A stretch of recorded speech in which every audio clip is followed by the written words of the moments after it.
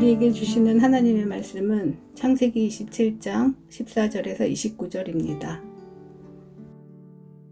그가 가서 끌어다가 어머니에게로 가져왔더니 그의 어머니가 그의 아버지가 즐기는 별미를 만들었더라.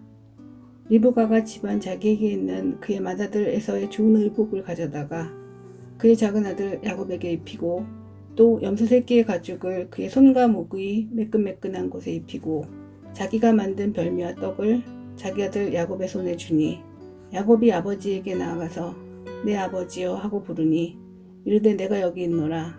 내 아들아 내가 누구냐. 야곱이 아버지에게 대답하되 나는 아버지의 맏아들 에서로소이다. 아버지께서 내게 명하신 대로 내가 하였사오니 원하건대 일어나 앉아서 내가 사냥한 고기를 잡수시고 아버지 마음껏 내게 축복하소서. 이삭이 그의 아들에게 이르되 내 아들아 내가 어떻게 이같이 속히 잡았느냐. 그가 이르되 아버지 하나님 여호와께서 나로 순조롭게 만나게 하셨음이니이다. 이삭이 야곱에게 이르되 내 아들아 가까이 오라. 내가 과연 내 아들 에서인지 아닌지 내가 너를 만져보려 하노라. 야곱이 그 아버지 이삭에게 가까이 가니 이삭이 만지며 이르되 음성은 야곱의 음성이나 손은 에서의 손이로다 하며 그의 손이 형 에서의 손과 같이 털이 있으므로 분별하지 못하고 축복하였더라. 이삭이 이르되 내가 참 내 아들 에서냐. 그가 대답하되 그러하니이다. 이삭이 이르되 내게로 가져오라. 내 아들이 사냥한 고기를 먹고 내 마음껏 내게 축복하리라. 야곱이 그에게로 가져가매 그가 먹고 또 포도주를 가져가매 그가 마시고 그의 아버지 이삭이 그에게 이르되 내 아들아 가까이 와서 내게 입맞추라. 그가 가까이 가서 그에게 입맞추니 아버지가 그의 옷에 향취를 맡고 그에게 축복하여 이르되 내 아들의 향취는 여호와께서 복주신 밭의 향취로다. 하나님은 하늘의 이슬과 땅의 기름짐이며 풍성한 곡식과 포도주를 내게 주시기를 원하노라. 만민이 너를 섬기고 열국이 내게 굴복하리니 내가 형제들의 주가 되고 내 어머니의 아들들이 네게 굴복하며 너를 저주하는 자는 저주를 받고 너를 축복하는 자는 복을 받기를 원하노라. 아멘. 오늘 본문의 말씀은 우리에게 너무나 잘 알려져 있는 리브가와 야곱이 이삭을 속이고 야곱이 장자의 축복을 받는 그 과정에 대해서 보여주고 있습니다. 이삭이 에서를 축복하려 한다는 사실을 알게 된 리브가는 야곱이 장자의 축복을 받게 하기 위해서 아주 치밀한 방법으로 야곱을 에서와 같이 완벽하게 위장하고 있습니다.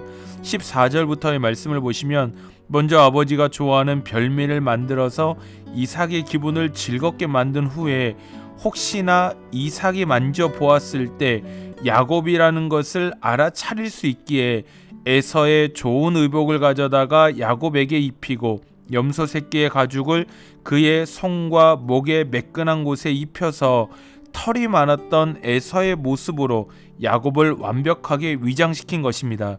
저는 본문 속에 이러한 리브가의 모습을 보면서 이러한 행동들은 절대로 즉흥적으로 나온 것이 아니었을 것이라고 생각합니다. 사실 이삭이 리브가에게 내가 며칠 후에 에서를 축복하려고 그래 라고 그렇게 상의한 것도 아닙니다. 이건 갑자기 일어난 일입니다. 그럼에도 불구하고 야곱을 에서와 같은 모습으로 변장시키는 이 모든 일련의 과정들이 단 한 번의 막힘도 고민도 없이 일사천리로 진행되고 있는 것을 보면 아마도 리브가는 예전부터 혹시나 이삭이 에서에게 장자의 축복을 하려고 하면 자신은 이렇게 해야지 라고 미리 생각하고 계획했던 것이 아닐까 싶습니다. 결국에는 이러한 리브가의 계략은 적중했고요. 나이가 많아 눈이 어두워진 이삭은 야곱을 에서로 착각해서 장자의 축복을 야곱에게 합니다. 우리 성도님들은 지금 리브가의 행동에 대해서 어떻게 보시나요? 어떤 학자들은 리브가가 창세기 25장 23절에서 하나님께서 말씀하신 큰 자가 작은 자를 섬길 것이다 라는 이 말씀을 기억해서 그 하나님의 말씀을 성취하기 위해서 행한 지혜로운 행동이라고 평가하는 사람들이 있습니다. 정말 그럴까요? 그렇다면 뭐로 가도 서울만 가면 된다는 속담처럼 신앙생활에서도 목적만 이룰 수 있으면, 그 목적이 선하기만 하면 어떤 수단과 방법을 사용해도 문제가 되지 않는 것일까요? 우리 성도님들은 어떻게 생각하십니까? 저는 본문의 리브가나 야곱의 행동이 하나님 앞에서 올바르지 않았던 행동이라고 생각합니다. 어쩌면 리브가는 자신의 모든 행동은 하나님의 약속을 성취하기 위해서 어쩔 수 없이 하는 것이라는 스스로 명분을 만들고 합리화했을 수도 있겠습니다. 그러나 분명한 것은 하나님의 그 계획을 이루는 그 과정이 온통 거짓말과 거짓 계략으로 가득 찼다라는 것이죠. 하나님의 말씀을 성취하기 위해서라고, 하나님의 영광을 위해서라고 명분을 만들고 입술로 말하지만 결국에는 자신을 속이고 남을 속여서 자신의 목적을 이룬 것입니다. 본문의 내용을 살펴보면서 참으로 무섭고 두려웠던 것은 목적에 눈이 어두워지다 보니 처음에는 이 거짓말들이 아버지 이삭을 속이는 정도로 시작되었지만 결국에는 여호와 하나님의 이름을 거짓되게 사용하는 지경에까지 이르게 되더라라는 것입니다. 20절을 보시면 사냥을 하러 나간 아들이 너무 일찍 돌아온 것을 보고 이삭이 묻습니다. 아니 어떻게 이렇게 속히 사냥을 했느냐라고 말입니다. 그랬더니 야곱이 대답하기를 여호와께서 나로 순조롭게 만나게 하셨다라고 대답하는 것입니다. 지금 이 사냥을 해서 잡아온 것인가요? 그렇지 않습니다. 어머니 리브가가 급하게 요리를 해서 가져온 것이지요.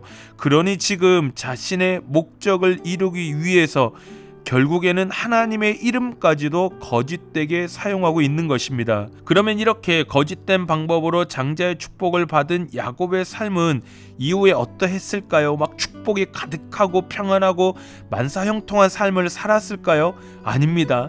한마디로 야곱의 삶은 자신이 이삭을 속인 것처럼 끊임없이 남들에 의해서 속임을 당하고 또 계속적으로 다른 사람들을 속이는 삶을 살아갑니다. 야곱은 장자의 축복을 받은 후에 에서를 피해서 삼촌 라반의 집으로 피신하고요. 그 삼촌 집에 가서 삼촌에게 속고 삼촌을 또 속이는 그 세월을 무려 20년이나 보냅니다. 심지어 그 이후에 야곱의 자녀들이 야곱을 속이는 일이 일어나지요. 형제들이 요셉을 시기하고 미워해서 애굽에 팔아버리고 나서 아버지에게 와서 말하기를 악한 짐승에 의해서 요셉이 죽었다라고 그렇게 말하는 겁니다. 그러니 야곱은 그 말만 믿고 요셉을 다시 만나기까지 가장 사랑했던 아들을 가슴에 묻고 고통 중에 살아가는 인생을 살아가고 만 것입니다. 그래서 야곱이 47장 9절에서 자신의 인생을 평가하기를 험악한 삶을 살았다라고 말합니다. 여기서의 험악한 삶이란 끊임없이 속고 속이는 삶임을 우리 성경을 통해서 확인할 수 있습니다. 결국에 야곱의 삶은 갈라디아서 6장 7절의 말씀처럼 심은 대로 거두는 삶을 살고 만 것입니다. 내가 다른 사람을 속인 것만큼 나도 속임을 당하며 평생을 고통과 아픔 속에서 살아갈 수밖에 없었던 것입니다. 저는 이러한 야곱의 삶을 통해서 우리 하나님은 결과만을 보시는 하나님이 아니라 과정을 보시는 하나님이심을 분명하게 알 수 있다고 생각합니다. 간절히 소망합니다. 우리 서문교회 모든 성도님들의 2022년도는 나의 목적을 이루기 위해서 거짓과 속임수를 심는 사람들이 아니라 정직과 공의를 심어 아름다운 믿음의 열매를 30배, 60배, 100배로 맺어 하나님의 기쁨이 되는 은혜의 한 해를 보내시는 모든 성도님들의 은혜의 삶이 되시기를 주님의 이름으로 축원합니다. 저는 오늘 본문을 살펴보면서 한 가지 더 생각해 볼 부분이 있다라고 한다면 리브가는 왜 이런 행동을 한 것일까 였습니다. 리브가는 하나님으로부터 분명하게 큰 자가 작은 자를 섬길 것이다 라는 말씀을 들었습니다. 어쩌다가 꿈에서 들은 것도 아니고요. 여호와께서 이르시되입니다. 여호와께서 직접 말씀하신 것이죠. 그러면 기다리면 되는 것입니다. 하나님께서 말씀하셨으니 분명히 하실 것이다 라고 믿고 인내하며 기다리면 되는 것인데, 아니 이렇게 분명한 증거를 얻었는데 대체 왜 리브가는 이러한 무모한 계획을 실행한 것이냐라는 것입니다. 리브가는 왜 그랬을까요? 결국에는 자신의 눈앞에 펼쳐지는 현실이 하나님의 말씀과 약속보다 더 커 보이면서 하나님을 향한 신뢰가 약해졌기 때문이라고 생각합니다. 분명히 리브가도 쌍둥이가 태어났을 때부터 이런 계획을 세우지는 않았을 것입니다. 약속을 기억하며 참고 인내하며 기다렸을 것입니다. 그런데 문제는 눈앞에 펼쳐지는 현실이 자신의 기대와는 너무나 다른 방향으로 흘러가는 것입니다. 아버지 이삭은 사냥을 좋아하고 남성미가 풀풀 뿜어져 나오는 에서를 편애했고요. 자신이 사랑하는 야곱은 성장하면서 지켜보니 성격이 내성적이라서 밖에서 남자답게 사냥하기보다는 집에서 자신 옆에서 가정일을 돌보는 모습을 지켜본 것입니다. 21세기를 살아가는 우리들에게는 남자가 가정일을 하는 것이 전혀 문제가 되지 않겠지만 고대 근동 사회에서는 그렇지 않았습니다. 그러니 이런 성장 과정을 지켜보면서 리브가는 큰 자가 작은 자를 섬긴다는 그 말씀에 대해서, 그 약속에 대해서 물음표를 던지게 되었을 것입니다. 이 정말 될까? 아무리 하나님의 말씀이고 약속이지만 이 말씀이, 이 약속이 현실이 될 수 있는 것일까? 그러면서 현실이 더 크게 보이기 시작한 거죠. 그러면서 하나님의 말씀과 약속에 대한 신뢰가 약해져 갔던 것입니다. 그런데 갑자기 이삭이 하나님의 약속을 받은 야곱이 아니라 에서에게 축복을 하려고 하니 발등에 불이 떨어진 거죠. 이거 도저히 안 되겠는데, 이렇게 내가 지금 하나님의 약속만 신뢰하며 가만히 있으면 안 되겠는데 라고 생각하고 자신의 머리로 계획을 짜서 자신의 방법대로 길을 열어간 것입니다. 하나님이 말씀하셨기 때문에 리브가가 이렇게 자신의 계획을 실행하지 않았더라도 분명히 하나님은 하나님의 때에 하나님의 방법으로 역사하셔서 큰 자가 작은 자를 섬기는 역사를 이루어 가셨을 것입니다. 결국에는 신뢰의 문제였다라는 것입니다. 민수기 23장 19절은 말씀하십니다. 우리 하나님은 사람이 아니시니 거짓말을 하지 않으시고 인생이 아니시니 후회가 없으시다라고 말입니다. 어찌 그 말씀하신 바를 행하지 않으시며 하신 말씀을 실행하지 않을 수 있겠냐라고 말입니다. 그것이 우리의 하나님이십니다. 우리 하나님은 사람이 아니시고 인생이 아니시기 때문에 말씀하신 바를 반드시 행하시고 시행하시는 하나님이시다라는 것입니다. 이 위대하신 하나님을 신실하게 믿고 신뢰함으로 하나님께서 가장 좋은 때에 가장 선한 방법으로 행하시는 역사를 경험하시고 목도하며 살아가시는 우리 모든 성도님들의 믿음의 삶이 되시기를 주님의 이름으로 축원합니다. 올해부터는 말씀이 끝난 후에 두 가지 기도 제목을 가지고 함께 기도하겠습니다. 말씀을 기억하며 교회를 위해서 기도하겠습니다. 올 한 해 매일의 아침이 말씀과 기도의 은혜가 충만한 귀한 날들이 되시기를 간절히 소망합니다.